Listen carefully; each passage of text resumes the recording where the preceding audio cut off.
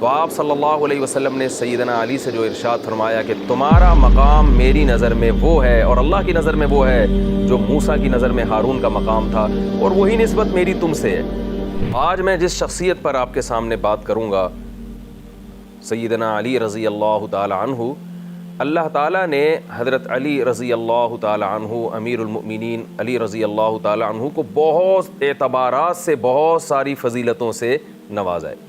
اللہ تعالیٰ نے اصحاب محمد صلی اللہ علیہ وسلم کو تمام پیغمبروں کے اصحاب پر فضیلت دی، اور پھر اصحاب محمد صلی اللہ علیہ وسلم میں بھی سارے اصحاب کا ایک جیسا مقام نہیں ہے، ان میں بھی اللہ نے فضیلت دی کہ قرآن مجید میں اللہ کا ارشاد ہے کہ تم میں وہ لوگ جنہوں نے مکہ فتح ہونے سے پہلے اسلام قبول کیا، مکہ فتح ہونے سے پہلے اللہ کی راہ میں مال خرچ کیا، تو جو لوگ فتح مکہ کے بعد مسلمان ہو رہے ہیں، مکہ فتح ہونے کے بعد اللہ کی راہ میں مال خرچ کر رہے ہیں، یہ بعد والے لوگ ان پہلے لوگوں کے کبھی بھی برابر نہیں ہو سکتے۔ اگرچہ اللہ نے سب سے اچھا وعدہ کیا ہے، سب سے جنت کا وعدہ کیا ہے، لیکن یہ پہلے لوگ بعد والے لوگوں کے برابر، بعد والے پہلے لوگوں کے برابر نہیں ہو سکتے۔ تو اس لحاظ سے بھی اللہ نے صحابہ کرام کو دو حصوں میں ڈیوائیڈ کیا کہ مکہ فتح ہونے کے بعد کون ایمان لا رہا ہے اور مکہ فتح ہونے سے پہلے کون ایمان لا رہا ہے۔ پھر کچھ صحابہ ایسے ہیں جن کو یہ فضیلت حاصل ہوئی کہ وہ بالکل ابتدائی وقت میں مسلمان ہوتے ہیں۔ دیکھیں اللہ کے ہاں فضیلت کا معیار کیا چل رہا ہے، کون پہلے، کیونکہ اسلام جب بالکل اجنبی تھا اس وقت کون ہے جس نے میرے حبیب صلی اللہ علیہ وسلم کا ساتھ دیا۔ تو مکہ فتح ہونے سے پہلے اسلام چونکہ کمزور تھا، لہذا جن صحابہ نے مکہ فتح ہونے سے پہلے اسلام کا ساتھ دیا، نبی صلی اللہ علیہ وسلم کا ساتھ دیا، اللہ نے ان کی فضیلت کو بعد والوں پر بڑھا دیا۔ تو ایسے ہی صحابہ کرام میں کچھ صحابہ ایسے ہیں کہ جن کو کچھ اس قسم کی فضیلتیں ملی ہیں کہ وہ فضیلت کسی دوسرے صحابی کے حصے میں نہیں آئی۔ سیدنا علی رضی اللہ تعالی عنہ کے ساتھ بھی نبی صلی اللہ علیہ وسلم کے کچھ معاملات ایسے ہیں، کچھ خوشخبریاں، کچھ بشارتیں، کچھ فضائل ایسے ہیں جو کسی دوسرے صحابی کے حصے میں نہیں آئی۔ سب سے پہلی فضیلت میں نے آپ کے سامنے بھی بیان کی کہ اسلام اس چیز کو فوکس کر رہا ہے، قرآن اس چیز کو فوکس کر رہا ہے کہ پہلے ایمان لانے والا کون ہے۔ پوری امت کا اس مسئلے پر اجماع ہے کہ حضرت علی رضی اللہ تعالی عنہ نو عمر صحابہ میں سب سے پہلے وہ شخص ہیں جو اسلام قبول کیا، جنہوں نے نبی صلی اللہ علیہ وسلم نے جب مشرکین مکہ کو جمع کیا اور آپ صلی اللہ علیہ وسلم نے فرمایا قولوا لا الہ الا اللہ تفلحوا، اے لوگو لا الہ الا اللہ کہو تم سب کامیاب ہو جاؤ گے۔ ابو جہل نے کہا، ابو لہب نے کہا تبا لک یا محمد صلی اللہ علیہ وسلم الہذا جمعتنا، کیا آپ نے ہمیں معاذ اللہ اس کام کے لیے بلایا تھا، باپ دادا کے دین سے ہٹانے کے لیے؟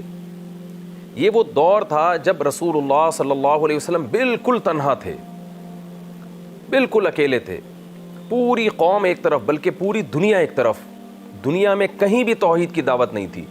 اور آپ اندازہ لگائیں اس دعوت پر ایک روایت کے مطابق حضرت علی کی عمر 8 سال اور ایک روایت کے مطابق 10 سال، ایک 10 سالہ یا 8 سالہ بچہ، نو عمر بچہ، اسے اللہ نے اتنی فراست دی ہے کہ وہ اس دعوت پر لبیک کہتا ہے اور پوری قوم سے ٹکر لیتا ہے۔ آپ اندازہ لگائیے کیا کسی نو عمر کی ایسی مینٹل اپروچ ہوتی ہے کہ پوری قوم کے خلاف وہ دعوت ان کی فطرت کو اپیل کرے۔ یہ حضرت علی رضی اللہ تعالی عنہ کی فضیلت ہے کہ آپ نے اس کم عمری کے باوجود نو عمر صحابہ میں سب سے پہلے آپ اسلام قبول کرنے والے ہیں، بہت بڑی فضیلت کی بات ہے۔ تو قرآن کی وہ آیت جس سے ہمیں پتہ چلتا ہے کہ وہ لوگ جو ہجرت سے پہلے ایمان لائے اور وہ لوگ جو ہجرت کے بعد ایمان لائے برابر نہیں ہو سکتے، تو برابری کا معیار، فضیلت کا معیار اللہ تعالیٰ نے اسلام کی پہل کو قرار دیا ہے۔ یہ پہل حضرت علی رضی اللہ تعالیٰ عنہ کے حصے میں آتی ہے۔ اس اعتبار سے، اس فضیلت کے اعتبار سے آپ کو باقی صحابہ پر بہت بڑی فضیلت حاصل ہے۔ اس کے بعد ہم دیکھتے ہیں کہ اتنی کم عمری میں آپ کی دین کے لیے قربانیاں کیا ہیں۔ ہجرت کا مشہور واقعہ ہے، رسول اللہ صلی اللہ علیہ وسلم مشرکین مکہ کے مصائب سے، مظالم سے تنگ آ کر مدینہ طیبہ کی طرف ہجرت فرماتے ہیں۔ کیسا اعتماد ہے اور حضرت علی رضی اللہ تعالی عنہ کا کیسا جگر ہے اور کیسی سمجھ ہے اس نوعمری میں کہ نبی صلی اللہ علیہ وسلم امین ہیں، صادق ہیں. آپ کو یہ خوف ہوتا ہے کہ اگر میں لوگوں کی امانتیں ان کے سپرد کیے بغیر ہجرت کر لیتا ہوں تو کل یہ مشرکین مکہ انگلیاں اٹھائیں گے کہ محمد صلی اللہ علیہ وسلم معاذ اللہ خائن نکلے. تو آپ حضرت علی رضی اللہ تعالی عنہ کو اس نوعمری میں ان کے اپنی امانتیں آپ کے سپرد کرتے ہیں اور اپنے بستر پہ لٹا دیتے ہیں. آپ ذرا تصور کیجئے کہ آج کسی کا ایسا جگرا ہے کہ جسے قتل ہونے کا ڈر ہو اور یہ بھی خوف ہو کہ مجھے مار دیا جائے گا، غلط فہمی کی بیس پہ مجھے قتل کر دیا جائے گا. تو کیا کوئی ایسا جگر ہے کسی کا، کوئی ایسی قربانی دینے کے لیے آج تیار ہوتا ہے؟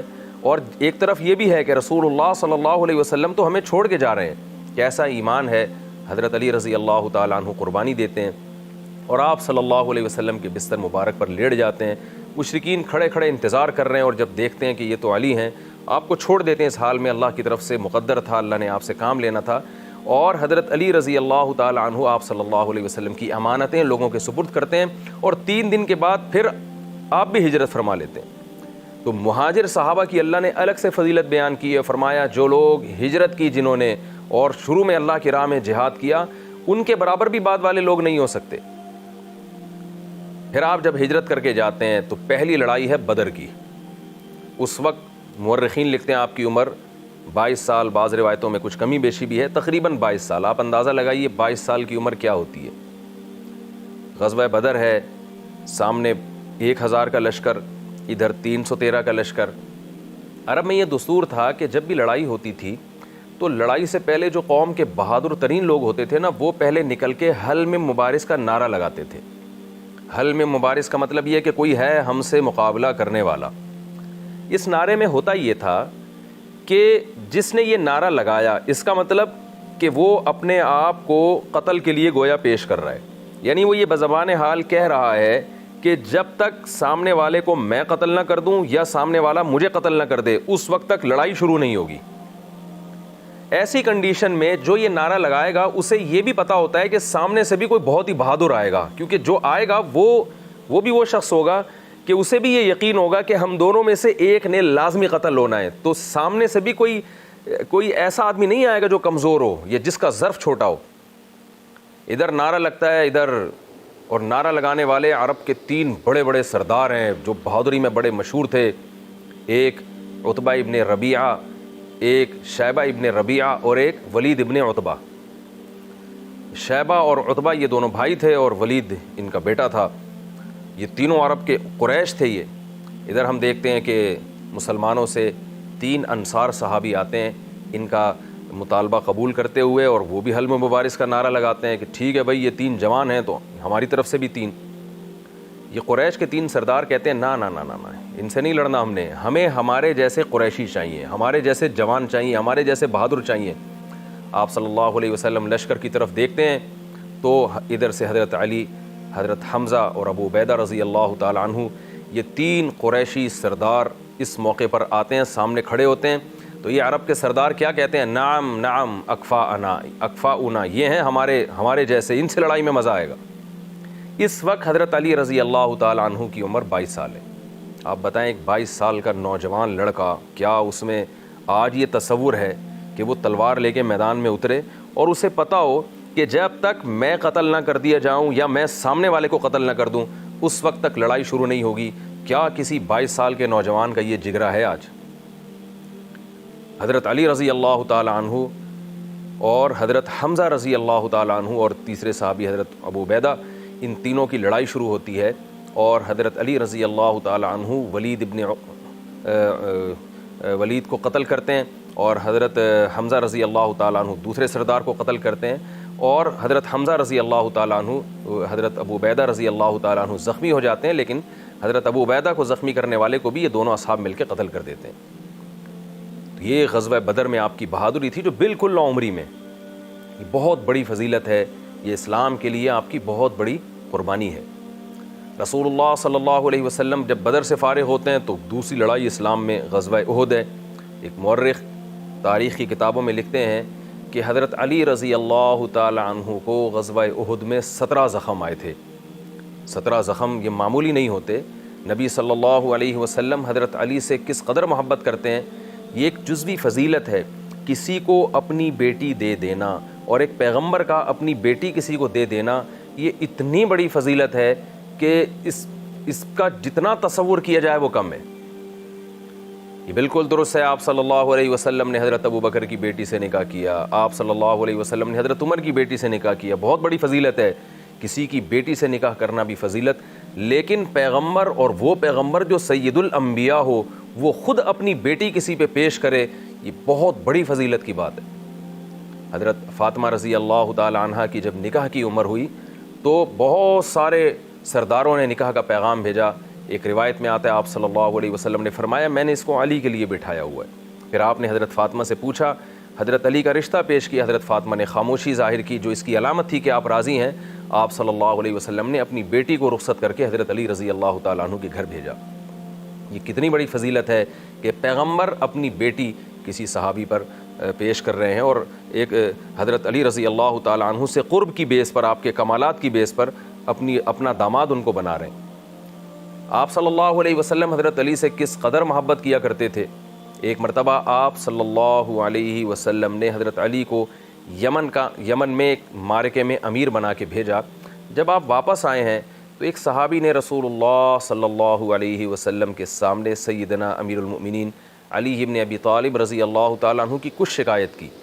جیسے بعض حضرات ہوتے ہیں، امیر سے ان کو کچھ ایسی چیز پہنچتی ہے جو وہ پسند نہیں کرتے، تو امیر کے بارے میں کچھ شکایت کرتے ہیں۔ تو آپ صلی اللہ علیہ وسلم کو جب حضرت علی کے بارے میں کچھ شکایت کی گئی تو حدیث میں ہے، روایت میں ہے کہ آپ صلی اللہ علیہ وسلم کے چہرے کا رنگ متغیر ہو گیا۔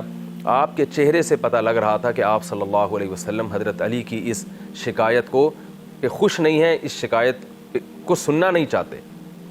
اور پھر آپ صلی اللہ علیہ وسلم نے فرمایا ان صحابی سے جو شکایت کر رہے تھے کہ کیا تمہیں معلوم نہیں ہے کہ میں اولا بالمؤمنین من انفسہم ہوں، میں مومنین کا خیر خواہ ان کی جان اور مال سے بھی زیادہ ہوں۔ صحابی نے کہا کیوں نہیں یا رسول اللہ، آپ یقیناً مومنین کے خیر خواہ ہیں، ان کی جان سے بھی زیادہ اور ان کے مال سے بھی زیادہ۔ تو آپ صلی اللہ علیہ وسلم نے فرمایا من کنت مولاہ فعلی مولاہ، جس کا میں مولا ہوں علی بھی اس کے مولا۔ یعنی اگر میں مسلمانوں کا خیر خواہ ہوں اور اپنی جان اور مال سے بھی زیادہ، تو علی بھی مسلمانوں کے میری ہی طرح خیر خواہ ہیں، جان اور مال سے بھی زیادہ، لہذا تم کیوں علی کی شکایت کر رہے ہو میرے سامنے؟ ان سے زیادہ خیر خواہ تمہارا کوئی امیر ہو نہیں سکتا۔ یہ حدیث کا مفہوم ہے۔ تو کس قدر آپ صلی اللہ علیہ وسلم کو حضرت علی رضی اللہ تعالیٰ عنہ سے محبت تھی۔ خیبر کے موقع پر حضرت علی رضی اللہ تعالیٰ عنہ کی آنکھ میں تکلیف تھی، جس کی وجہ سے آپ اس لڑائی میں شریک نہ ہو سکے۔ خیبر فتح نہیں ہو کے دے رہا، کئی دن ہو گئے، محاصرہ ہو رہا ہے۔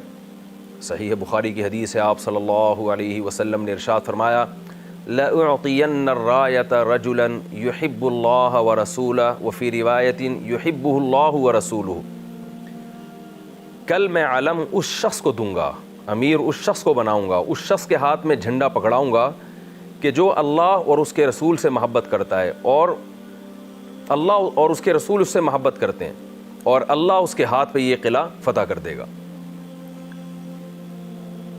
حضرت علی رضی اللہ تعالیٰ، اگلے دن حضرت علی کو بلایا گیا۔ بہت سارے صحابہ کو یہ تمنا تھی کہ شاید ہمیں دیا جائے گا، شاید فلاں کو دیا جائے گا۔ آپ صلی اللہ علیہ وسلم نے امیر المؤمنین حضرت علی رضی اللہ تعالیٰ عنہ کو بلایا اور ان کے ہاتھ میں جھنڈا تھما دیا۔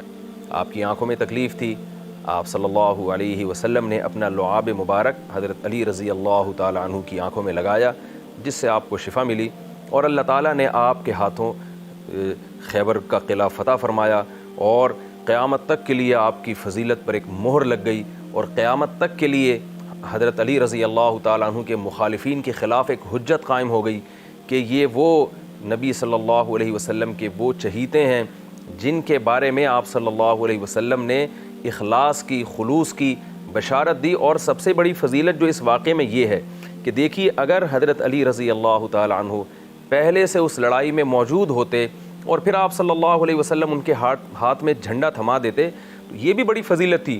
لیکن کمال کی بات یہ ہے کہ حضرت علی رضی اللہ تعالیٰ عنہ کو قدرت کی طرف سے مرض میں مبتلا کیا گیا، اور جنگ سے غیر حاضر کیا گیا ایک شرعی عذر کی بیس پہ، یہ بتانا مقصد تھا قدرت کی طرف سے، اللہ رب العزت کی طرف سے، کہ یہ جنگ میں حاضر ان کا ہونے کا ارادہ نہیں تھا اور شرعی عذر کی وجہ سے یہ جنگ سے غیر حاضر ہیں، لیکن اللہ تعالیٰ ان کی فضیلت کو دنیا کے سامنے ثابت کرنے کے لیے باقاعدہ ان کو بلوایا جائے گا، ان کی آنکھوں میں جو بیماری ہے اس سے ان کو شفا دی جائے گی اور پھر ان کے ہاتھ میں جھنڈا پکڑا کر فتح کی جائے گی، یہ بتانے کے لیے کہ اب تک جو لڑائی میں فتح نہیں ہو رہی تھی، کامیابی نہیں ہو رہی تھی، اس کا بنیادی مقصد مسلمانوں کی آزمائش نہیں بلکہ اس کا بنیادی مقصد یہ تھا کہ اللہ حضرت علی رضی اللہ تعالی عنہ کی فضیلت کو ثابت کرنا چاہتے تھے، اور وہ فضیلت اس پروسیس کے بغیر، اس عمل کے بغیر پوری طرح سے ثابت ہو نہیں سکتی تھی۔